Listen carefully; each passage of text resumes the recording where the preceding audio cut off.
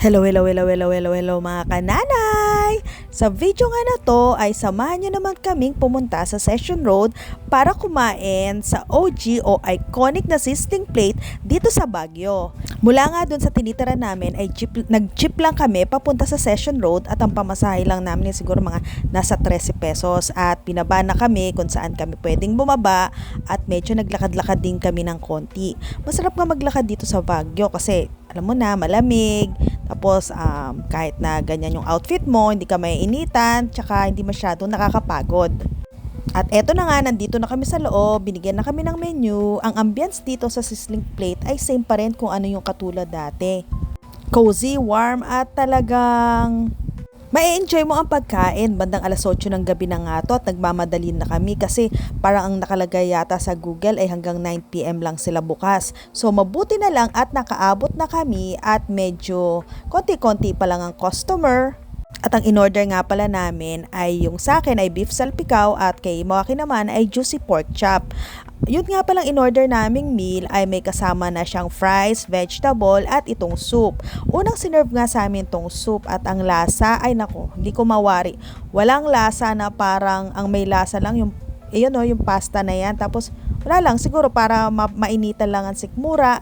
At eto na, dumating na ang aming beef salpikaw. Dito naman sa beef salpikaw, wala akong masasabi talaga.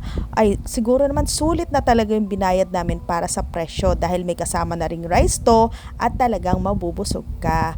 Para naman dun sa karne ay talagang tender and juicy siya at nakapagbigay din ng sarap yung toasted na garlic. Samantalang si Waki naman, ang in-order niya ay juicy pork chop din na may kasamang rice, soup at veggies. At yan, kain na tayo. At dun nga sa table nyo ay may mga kasama na tong condiments like the steak sauce, hot sauce, at yung Maggi Savor. Doon naman sa texture ng vegetable like itong patatas at itong Baguio beans ay okay lang naman, hindi siya ganun kaalat at tamang-tama lang. At ang sarap din ng pagkainit niya. Talagang mararamdaman mo na ang sarap-sarap kumain talaga dito sa Baguio. Talagang parang feeling mo fresh talaga yung mga vegetables, 'di ba? Naalala ko nga parang almost 10 years na ako hindi nakakain dito. Tapos minsan nung nabalik kami sa Baguio ay hindi naman kami nakadaan dito para kumain.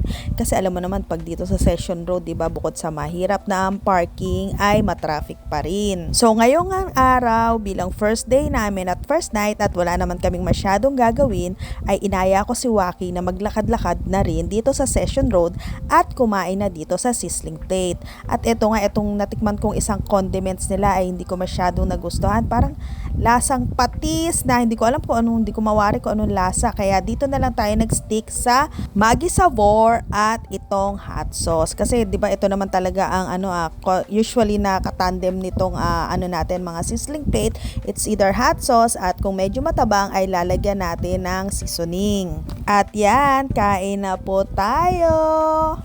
Tapos, tinikman ko naman tong in-order ni Waki at ang in-order niya nga pala ay juicy pork chop. Tama naman ang kanyang title. Juicy talaga siya at malambot. At tsak na ang mga karne dito ay mangunguya ng mga may ngipin.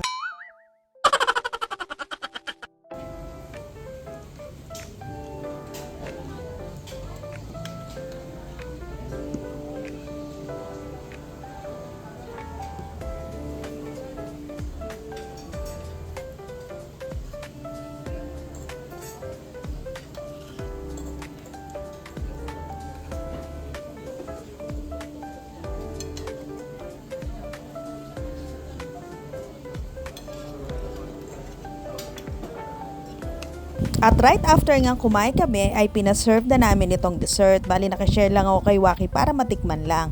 At itong in-order niya, itong Sans Rival cake. Ang sarap ng lasa ng cake na to.